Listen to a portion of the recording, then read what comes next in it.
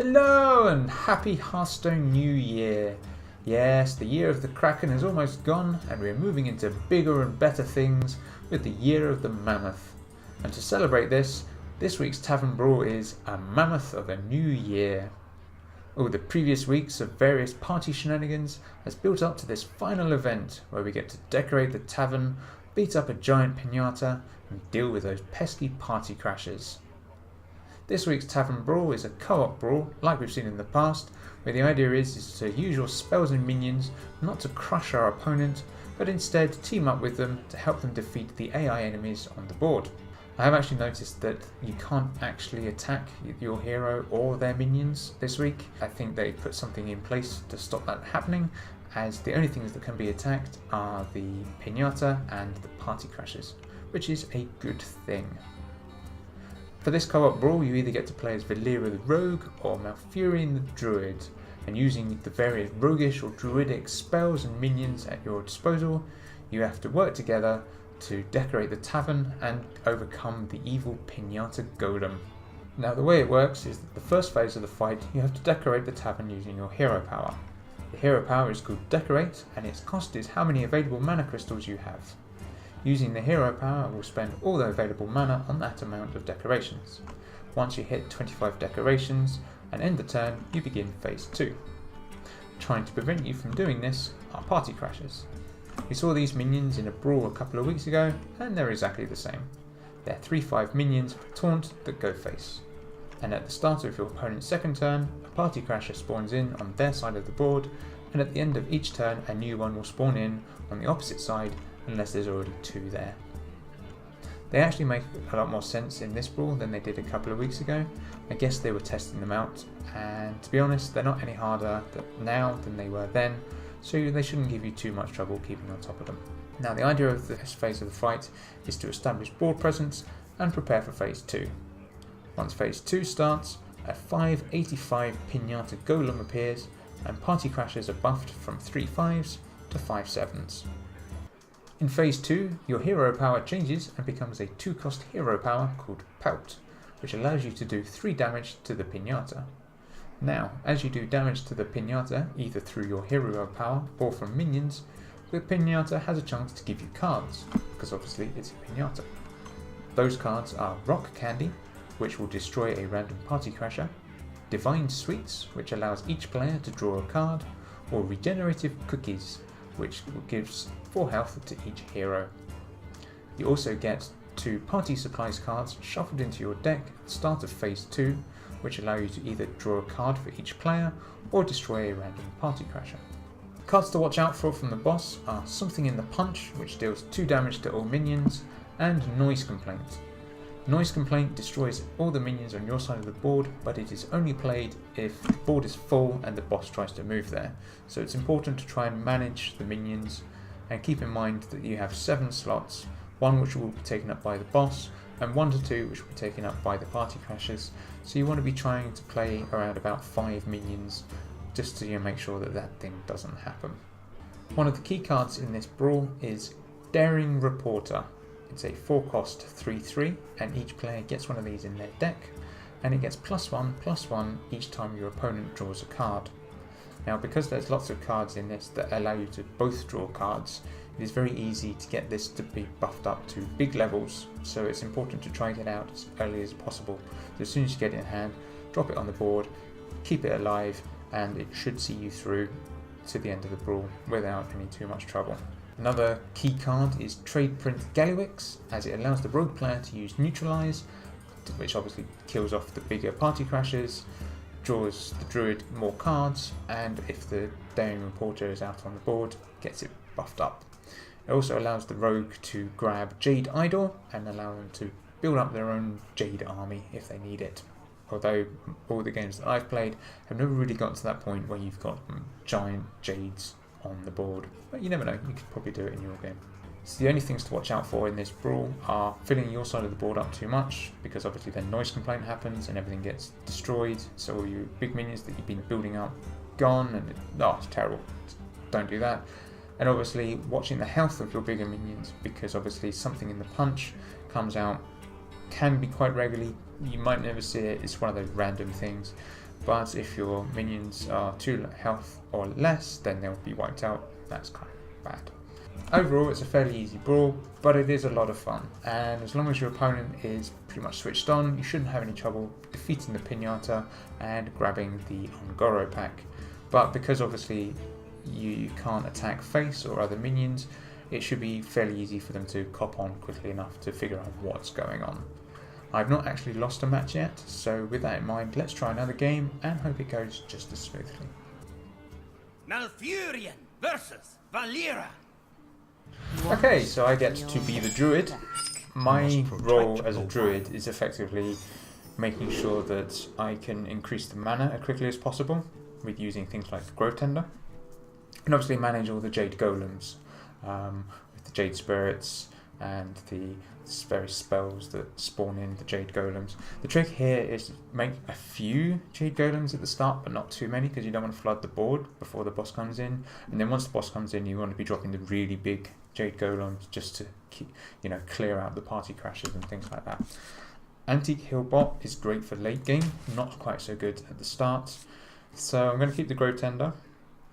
Like I said earlier with the minion for Daring Reporter, Grove Tender is really good for that. And we'll keep the Jade Spirit. Hopefully we'll get something early enough. And Naturalize. Naturalize is great when you're dealing with either multiple party crashes or really big party crashes once they get the buff up. It's not so good to start with. Happy New Year! So the first thing we're going to do is decorate the tavern. There we go, done.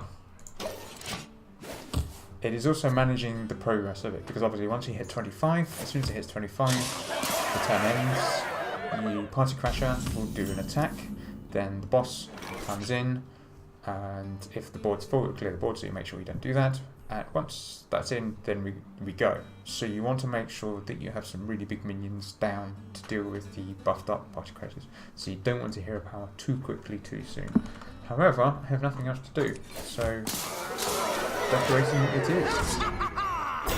Here come the party crashes. Now this is kind of worrying because we've got no board presence right now.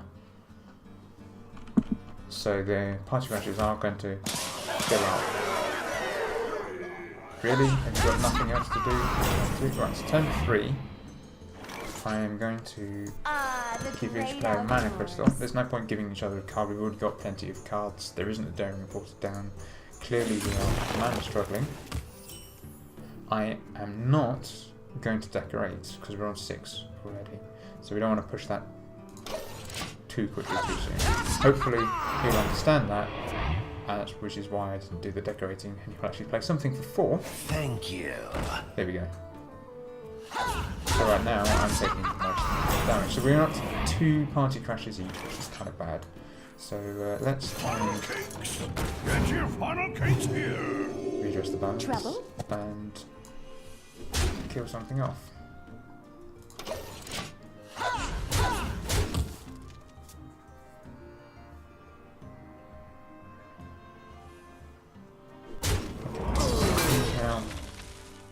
Trying to clear out the board as much as possible. That was a good play, although don't be decorating just yet. Let's try and readdress the balance. I am going to I didn't want to naturalize quite so soon. I mean, to be fair, he has got 24 health. He's got something up that can kill one of those dudes. I can drop a corrupted heal bot. That will heal him back up. I can kind of clear the side of the board down. So now we're good. So my side is clear. I'll be dealing with the 1 party crasher a turn. Okay, let's decorate the 1. So I'm kind of stabilised on my side. So now the rogue needs to stabilise on his. He wants to be getting that Daring Reporter down as quickly as possible. As soon as he comes into his hand, I want to try and get that up as big as possible before the Pinata comes in. My next turn is I'm going to clear off the smaller minions. See, that's another reason why I didn't naturalize, because I didn't want him to overdraw.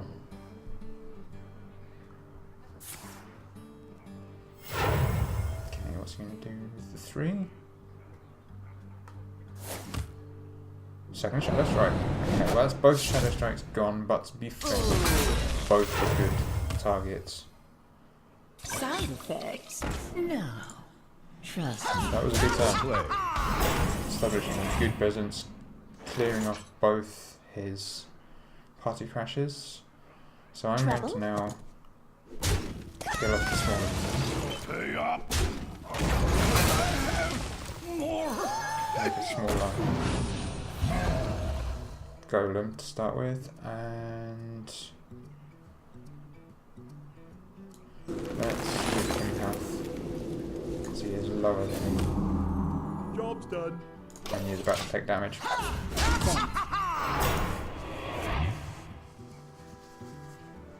So my next turn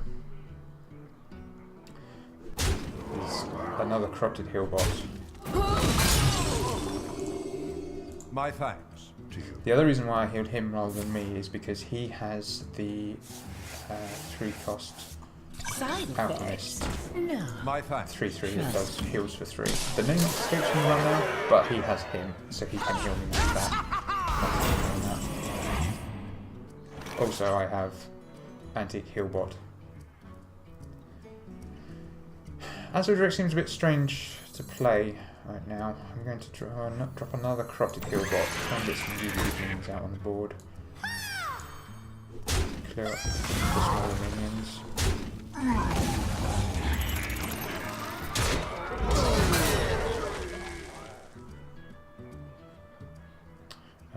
Yeah, we'll put some more decorations in. I mean, we've got about 10 cards through the deck. We've got some fairly big minions on my side.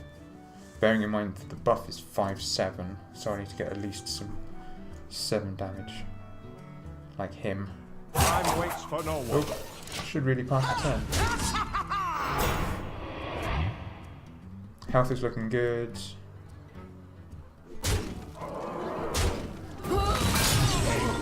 Trade Prince Gallowix here. Nice. Whenever your opponent casts a spell, gain a copy of it and give him a coin. Okay, so this is where I naturalize, because obviously Where's my cat? he now gets a copy of it. He now gets 2 cards because he was very low on cards.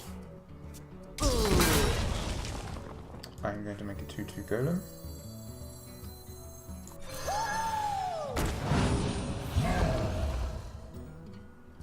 $18, $19, $20, $21. I could push the decorations up more.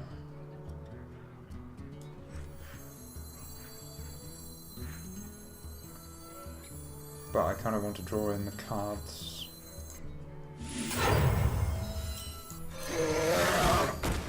Job's done. Okay. That's handy.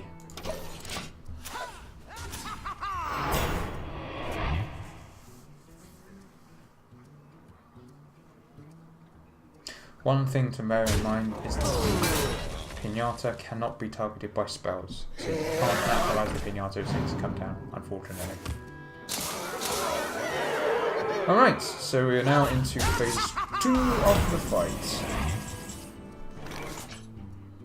Oh no, not quite yet.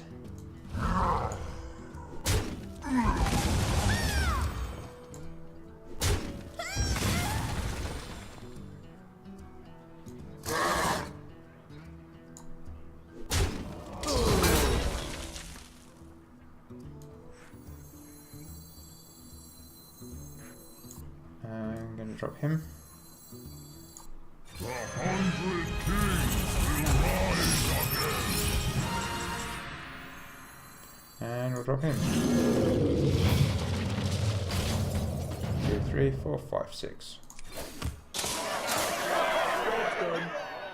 So I now have some really big dudes out, ready for Time waits Pinata. for no one. Sadly no daring reporters this time round, but hopefully I can use what I've got to defeat the upgraded party crashers and the pinata.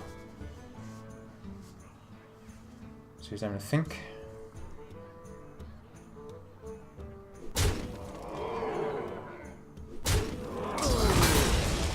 Okay, he kind of needs some better board presence.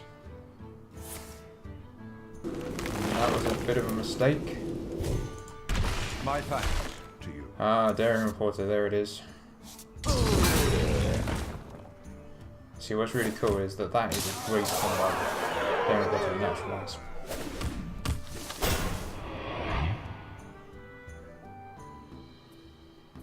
That's why started the buffed up dude. Gadgets and Gazette always get the scoop. Let's go and do as much damage as possible. He's now back to 30.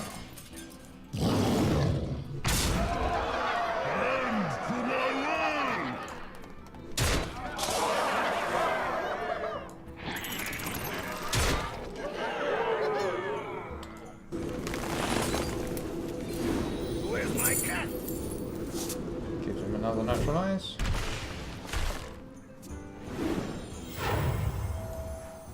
I will Divine Sweets. Where's my cat? Time waits for no one. So he is going to overdraw, which is a bit of a shame. But hopefully he has some nice cards in his hand. We aren't going to lose anything too bad. Oh, there goes something in the punch. Oh, he lost a card. Shame, but I think we've got this.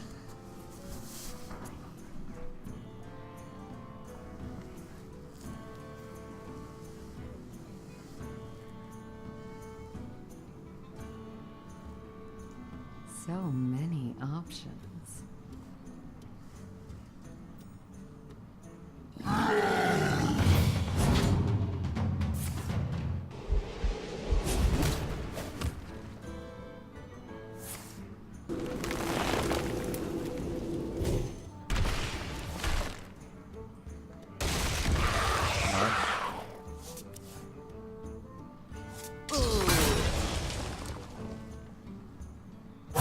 Choose soon.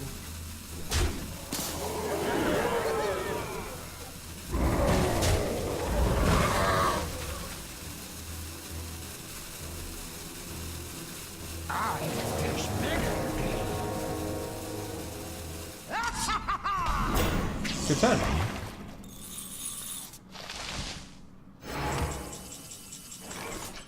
Okay, I have many things, and one of them is going to be health.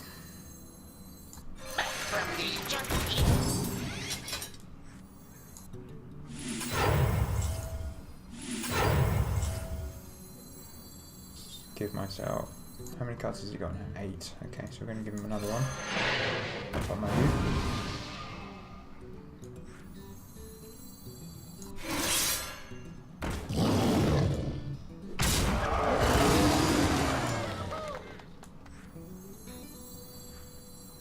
Side effects?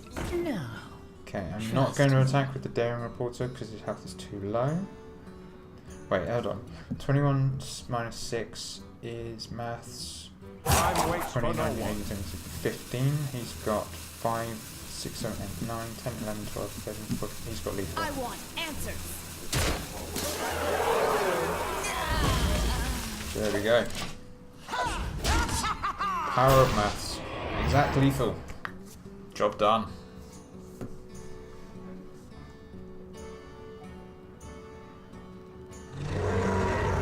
Oh, and the raw sea kraken just to finish it off.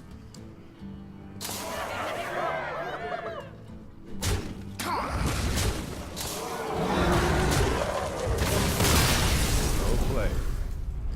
And there we go. Tavern Brawl done. The power of teamwork. Cooperating nicely there. Didn't really get to use many Jade Golems. But to be fair, you don't really need to in this brawl. I think it kind of detracts because you want to try and keep a clean board.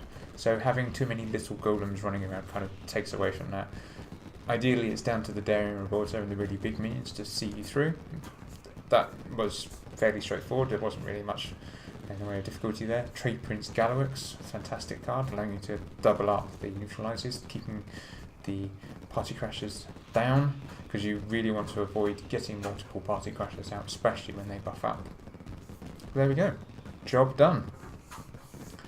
Again, we get a Ungoro pack to open when Ungoro releases, so no pack openings just yet. Also, don't forget to sign in this week for your free pack, because they're celebrating the year of the Mammoth. But there we go. Done, dusted. Hope you enjoyed watching that. Don't forget to comment on what you think of this week's Tavern Brawl. Let us know how you got on, whether or not you had any trouble with your partner dealing with the bosses. And as always, don't forget to like, subscribe, tell your friends and family about us. And until next time, game over, yeah.